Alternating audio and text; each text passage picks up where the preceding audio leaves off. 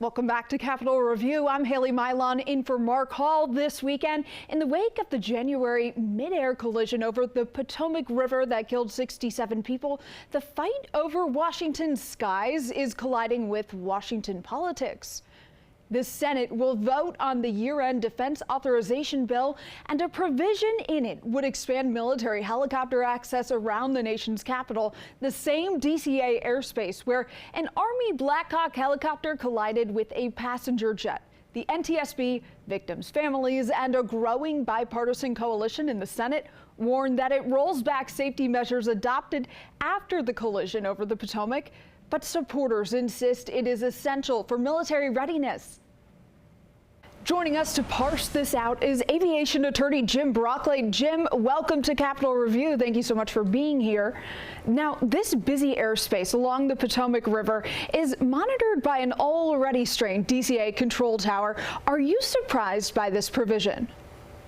I am a little bit. I'm also surprised that they really haven't addressed what I think is the bigger concern rather than this radio issue is the routing.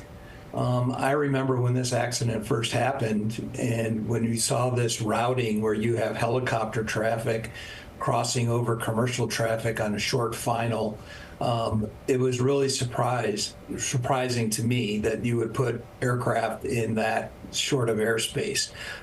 So even though the bill is concerning, it could even go further to maybe address the actual routing.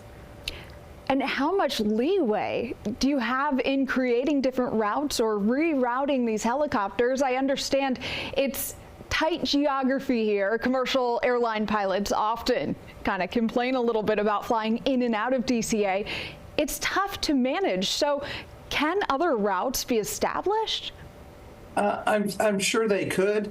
Obviously, I think a lot of this routing is more for convenience and for shorter flights. But, if the issue is safety and safety is paramount, then, in order to be safe, in order for us to enhance safety procedures, some people just, have to be inconvenienced. Is it better that someone be inconvenienced, whether it be the military or maybe less commercial traffic in D.C.? I'm certain that the families of the victims of these accidents would certainly be more concerned about someone else's convenience rather than the tragedy that they, endured. Sure. And tell us, you can only really understand if you've been in a cockpit, flown at night in this type of airspace with this kind of congestion. But flying by sight with visual separation, is that even feasible at this point? Do you think that's permissible given what we've seen in this airspace? Yeah, it is really hard, especially in an urban environment. It is, I haven't flown a number of years in the Air Force. I can tell numerous times where air traffic control has pointed out traffic, specifically told us where it is, and you have a pilot, co-pilot, navigator, even engineers, 4 or 5 different pairs of eyes looking for an aircraft where they've told you where it's going to be, and then no one ever saw it, and then they say traffic's no factor. So the visual separation that's been a known issue for years, that it has its limits, and to solely rely on visual separation in that congested airspace, I don't think is realistic. Now, as we await the final report from the NTSB on that January midair collision, we do know that all of this was at play. The bill would allow military helicopters to operate with broader exemptions in the airspace, Jim, including potential waivers of critical safety requirements like continuous ADSB broadcasting. Can you break down what that means for collision avoidance and airspace transparency? Yeah, sure. So ADSB, obviously, it's essentially a radio signal that's broadcasting an aircraft's position.